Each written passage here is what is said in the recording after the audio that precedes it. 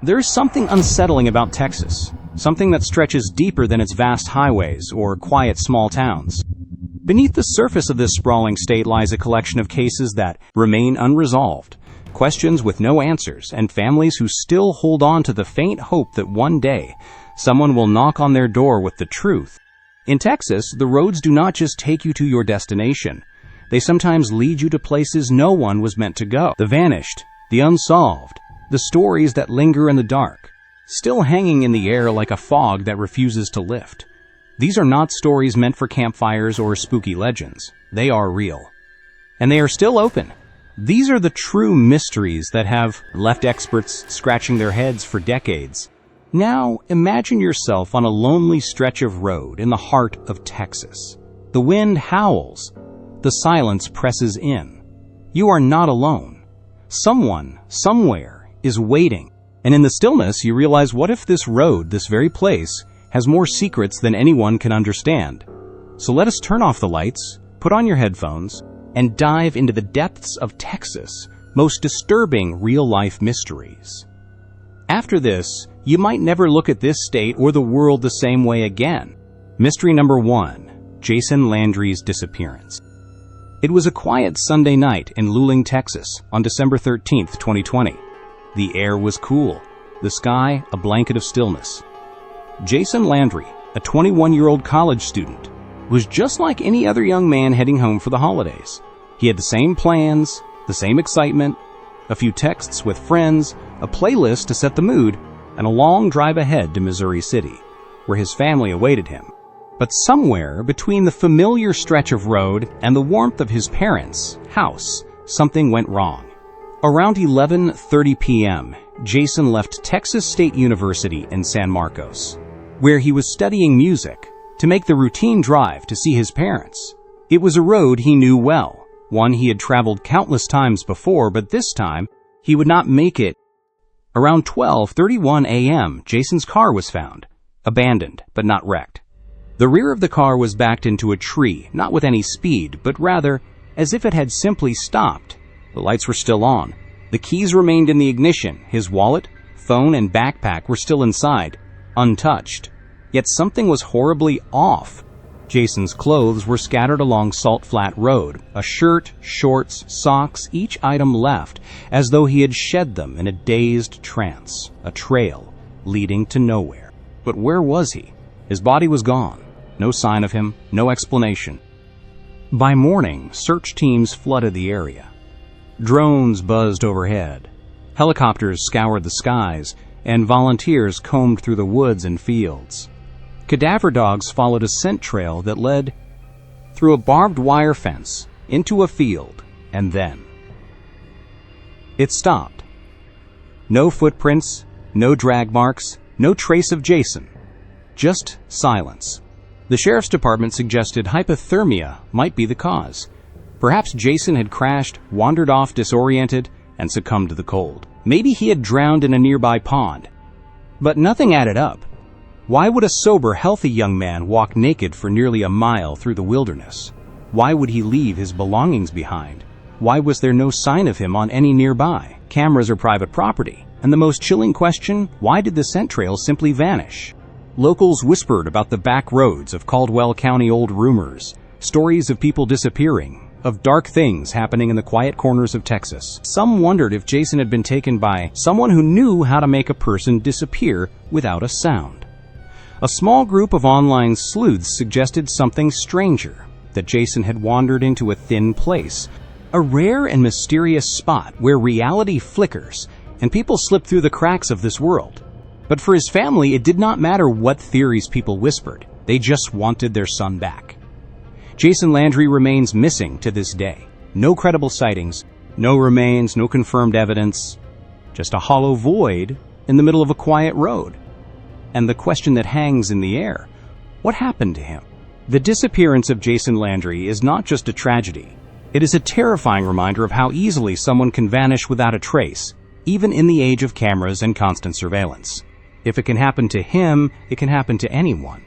And in Texas, sometimes the road does not just take you home, it takes you somewhere else entirely.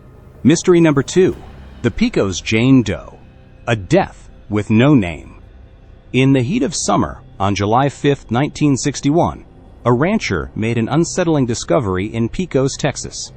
As he walked to check the water levels in a stock tank, an area used for livestock, he noticed something floating in the shallow, muddy water. It was not a piece of debris, but a body, a young woman, face down, half submerged in the murky water, her features concealed by the grime that clung to her skin. She was not from around there. No one knew her name. The rancher immediately called the authorities. When the woman was pulled from the water, her appearance was haunting.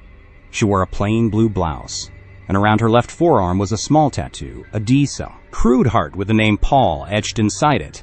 A ring, handmade and possibly from Mexico, was found on her finger. But beyond that, there was nothing, no identification, no other markings. Nothing that could tell investigators who she was or why she ended up in that tank. The cause of death was determined to be drowning, but it was not accidental. The autopsy revealed something more chilling. There was no water in her lungs, which meant she had been placed in the tank after she was already dead. No struggle, no clear signs of trauma, just an eerie stillness. For months, the sheriff's office tried to identify her, contacting schools, checking missing persons reports, and speaking to locals.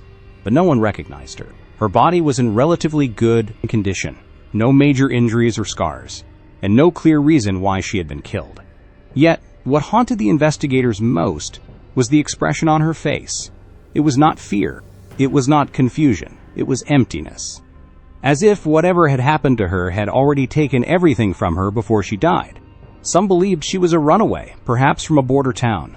Others suggested she may have been a victim of sex trafficking, discarded once she was no longer useful. There were even darker rumors. Some locals whispered that she had been part of a ritual, or killed for witnessing something she should not have. But without a name, nothing stuck. In the end, the young woman was buried in the local cemetery, her grave marked only with the words, Jane Doe, and the haunting thought that someone, somewhere, might have known her but chose to keep her identity hidden. Years later, in the early 2000s, amateur sleuths and genealogists reopened the case, using forensic sketches, archived reports, and DNA extracted from her remains. They uploaded her profile to genealogy databases like Nemo's and GEDmatch. A few tentative leads emerged, but none were confirmed. The tattoo, the name Paul, still remains a mystery. The ring, which could have been the key to her identity, was later discovered to be missing from the evidence locker. A detective, speaking off the record, admitted that they might have had her identification once, but someone had taken it away. The case remains unsolved, a haunting mystery that continues to echo through the decades. The tank, now long dried out, stands as a silent witness to the girl with no name. Some say if you stand near the site at dusk, you can still hear a soft splash as if someone or something is still slipping into the water. Who was she? Why was she killed? And why does her name remain lost to history? Some things, it seems, are meant to be forgotten. Mystery number 3. The Trinity River Drownings. A silent pattern. The Trinity River winds quietly through the bustling cities of Dallas and Fort Worth, its waters brown and deceptively calm. But beneath the surface there is a darkness that few understand, a pattern that has haunted the river for decades. Over the years, bodies have been discovered again and again in the same stretch of river, with the same disturbing similarities.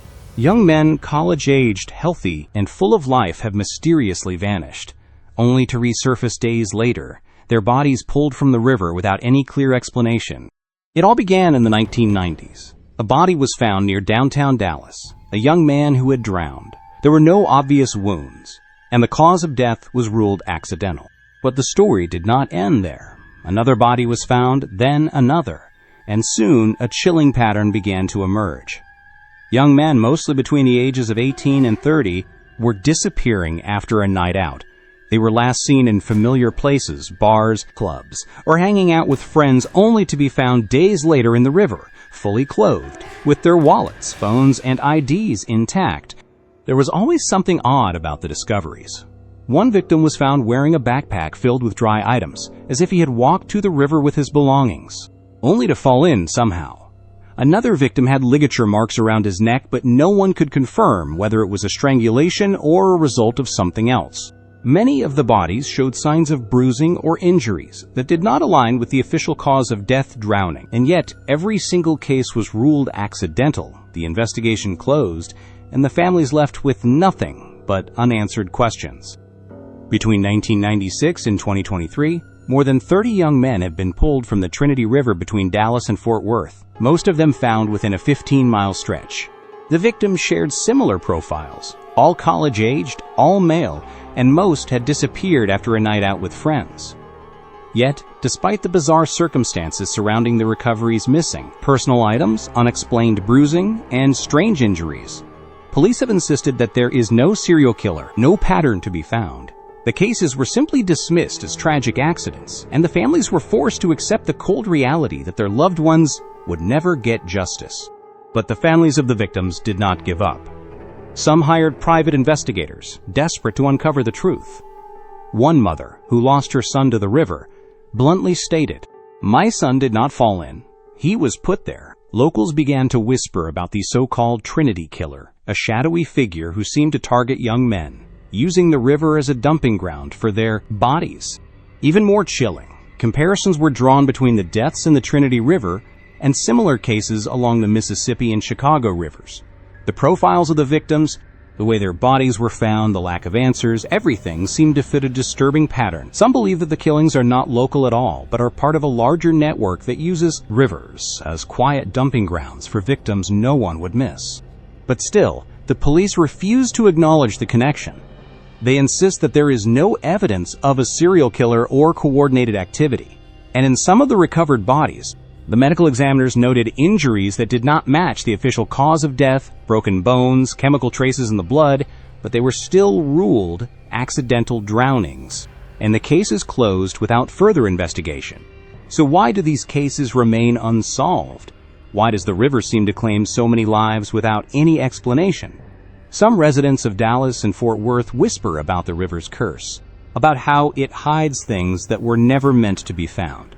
Others talk about the blind spots in surveillance, the quiet government interest, and the possibility that some victims are simply erased from history. But maybe the truth is simpler and more terrifying than that. Someone is putting these young men in the river, and someone else is making sure we forget about it. Because in Texas, when a pattern hides in plain sight, the river is not just water. It is a grave, quietly swallowing secrets and leaving no trace behind. Mystery number 4. The Devils Sinkhole, a bizarre phenomenon. In the barren, scorching heat of Rock Springs, Texas, a strange and mysterious feature of the land rises from the earth, the Devils Sinkhole. It is a natural wonder, yet it carries an unsettling reputation. Located in the heart of nowhere, surrounded by brush and dirt, this perfectly round 400-foot deep hole sits in stark contrast to the empty landscape. At first glance, it seems like just another oddity of the land, one more place to marvel at, but there is something far more unnerving about this sinkhole, something that sets it apart from every other geological wonder. Locals, while accustomed to the sight of it, often whisper about the strange sounds that come from deep within the sinkhole. The phenomenon goes back centuries, with early settlers in the area claiming they heard booming noises rising from the ground. At the time, they blamed it on air shifts, seismic activity, or even distant cannon testing, but no matter the theory, the sounds never stopped. They only grew more curious and, for some, downright terrifying. Visitors, rangers, and even researchers who have ventured to the Devil's Sinkhole all report hearing deep mechanical noises that come from within the cavern. It is unlike any natural sound they have encountered. Some describe it as a low-frequency hum. Others say it is a drone, and some have even compared it to the grinding of metal. The sounds often come without warning, sometimes at night, sometimes in broad daylight, and they seem to pulse as though they are following a pattern. But what is the source? What is causing these eerie noises? To make matters worse, when recording equipment is placed near the edge of the sinkhole, it frequently fails. Microphones pick up nothing or distort the sound in a way that can't be explained. This only adds to the growing mystery. Is there something in the sinkhole that is actively blocking or distorting the signals? Is something down there making these sounds? Or is the hole itself alive in some inexplicable way? Geologists have tried to offer explanations for the noises. They have suggested thermal expansion of air inside the cave or seismic shifts along deep rock faults. Perhaps the movement of the bats that inhabit the area causes the vibrations. But none of these theories seem to fully explain the unnatural consistency of the sounds, or why some people hear them, while others, standing just feet away, hear nothing at all. In the 1990s, reports surfaced of unmarked military helicopters flying low over the area late at night. They made no noise and left no trace, their presence unacknowledged by any government agency. Locals began to speculate, was there something hidden beneath the sinkhole that attracted military interest? Could the sinkhole be hiding more than just a geological anomaly? In 2004, a group of independent spelunkers decided to explore the depths of the Devils Sinkhole, seeking answers to the bizarre sounds. As they descended into the cavern, they claimed to have heard what they described as a voice, speaking in a language they could not understand, echoing back from the depths. Fearing the unknown, they left the sinkhole and never returned. The sinkhole has never been fully explored. Its narrow shape makes it too dangerous for traditional spelunking, and the depth is far too vast for ropes to safely reach the bottom. Those who try to descend often lose GPS signal, communication, and visual feed, as though the very earth is rejecting their presence. No one knows what lies at the bottom. No one has ever come back with answers. So, what is causing these sounds? What is hiding in the depths of the sinkhole? Is it just a geological curiosity, or does it connect to something deeper, something far more sinister? The Devil's Sinkhole, for all its majesty, remains an enigma, and as time passes, the hum, the pulse, and the strange sounds only seem to grow louder. What is waiting at the bottom, we may never know. Mystery number 5, the Toya Ghost Light, a phantom in the desert. Toya, Texas, is a town nearly lost to time. Once a vibrant community, it now sits on the edge of the desert, a forgotten place that few ever think to visit. There is only one bar, one church, and a stretch of abandoned railroad tracks that seem to lead nowhere. And yet, late at night, something still stirs in Toya. Something strange. Something that refuses to be forgotten. For over a century, people who have passed through Toya or lived there have reported seeing a mysterious light that moves along the tracks at night. This is not a car's headlights or a lantern held by someone walking it. Is something different, something that does not fit any logical explanation. The light is an orb, pale yellow or white, floating just above the ground, swaying back and forth. Sometimes it moves slowly, as though it is patrolling the area. Other times, it blinks in and out of existence, or splits into two, only to rejoin as one. It seems to have a life of its own, never following any clear pattern or reason. The sightings began in the early 1900s, and over the decades, they've remained a part of Toya's strange folklore. Rail workers, cattlemen, and even locals who have lived in the area for years have witnessed the glow as it drifts along the old tracks, just long enough to make anyone stop and question what they are seeing. But there is something more unsettling about this light.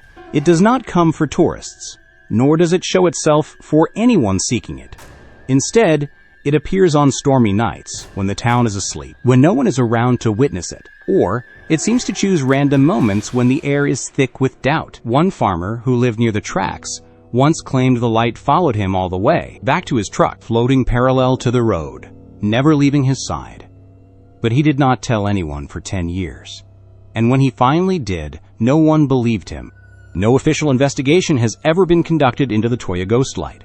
There are no university studies, no records, not even a historical marker. It has been left to the whispers of locals, those who have seen it, and those who refuse to speak about it. Some believe it is nothing more than an illusion caused by swamp gas, an explanation that does not fit because there are no swamps in Toya. Others suggest that it could be a trick of the air, refracted light, or even an electrical discharge. But these theories do not explain everything. One of the most famous sightings occurred in 1948, long before regular car traffic made its way through the area. 2 sheriff's deputies saw the light as it danced in figure eights across the old twitching yard. They followed it, but the light disappeared into the night, leaving them bewildered and with no answers. Some residents of Toya think the light is tied to a tragedy from the past. There is talk of a train wreck in 1911 that killed a conductor whose body was never recovered. Others say it is the energy of the rail line itself, like a psychic imprint, a memory left behind in the land. There are also those who believe the light is something more supernatural, a spirit or a watcher that moves between towns at night, never revealing its true form. It appears, but never stays long enough to be understood. Today, Toya is nearly a ghost town. The post office is gone, the school is closed, and most of the homes sit empty, abandoned to the elements. But those who still live there do not laugh at the stories of the light.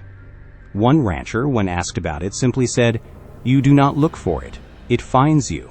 And when it does, you turn around and go home." So what is it? A trick of the air, a glitch in time, or something older, something that has walked the tracks long before the town was forgotten? In West Texas, not everything that glows is trying to be seen. And some things, no matter how hard you try to understand, will remain forever, just out of reach. Mystery number 6, the missing boys of Pikton, a small town's dark secret. In the small rural town of Pikton, Texas, 3 teenage boys disappeared over the span of 3 years, leaving behind nothing but silence and unanswered questions. It all started in 1985, when 17-year-old James Kent vanished without a trace. James was on his way home from football practice, a normal evening like any other.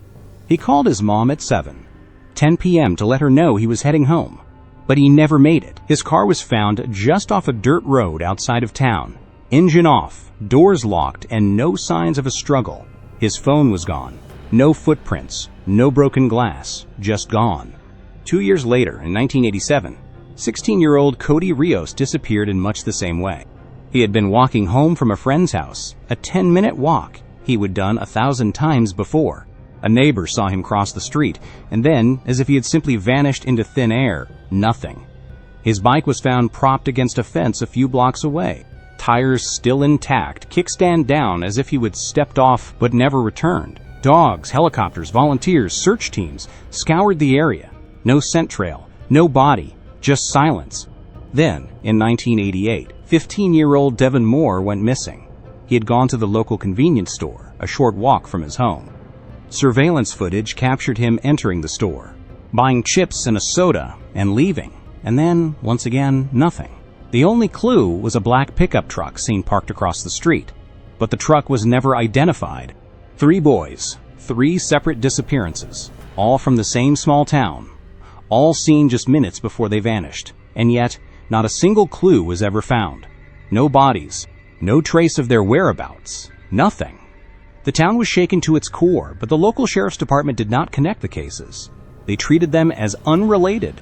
There was no physical evidence, no signs of abduction, and no witnesses. But the families, they refused to believe it. They fought against the town's dismissal, desperate for answers. James, Cody, and Devin were all under 18. They were all seen minutes before they disappeared. None had a history of running away, and yet no one ever found them, not even a sock, not a bone, not a shred of evidence to explain what happened. Some people whispered that a traveling predator, a drifter, was using the back roads to target small towns. Others wondered if someone from within the community was behind it. A neighbor, a coach, a trusted adult, someone no one would suspect. But with no evidence, these were just rumors, unfounded theories that no one could prove. By the early 1990s, the media moved on, the case files grew cold, and the officers who had once investigated the disappearances retired or moved away. The town's attention faded, and the families of the missing boys were left in the dark. One by one, they moved away, unable to bear the silence. Except for James Kent's mother. She still lives in Pikton. She still leaves the porch light on every night. She still tells anyone who will listen that her son did not run away. He was taken. All 3 of them. And whoever did it knew these roads better than anyone. In 2002, a private researcher studying cold cases noticed something disturbing. The disappearances of the 3 boys in Pikton matched a pattern he had seen before. Remote towns, no evidence, the same age range, and 0 resolution. He tried to connect the cases, but the police were not interested. One retired detective reportedly told him, "You do not know what you are poking at. Some places do not want answers. They just want quiet." What happened in Pikton, Texas? Was it a coincidence, a cover-up, or something more sinister that no one is willing to name? 3 boys, 3 disappearances, and no answers. If this can happen in a small town, what other secrets lie hidden in the shadows of rural Texas? And how many more have already disappeared, their stories buried beneath the weight of silence? Some places do not give up their secrets. Some never meant to. but they leave marks on maps, in case files, and in the hearts of the families who still wait for answers that may never come.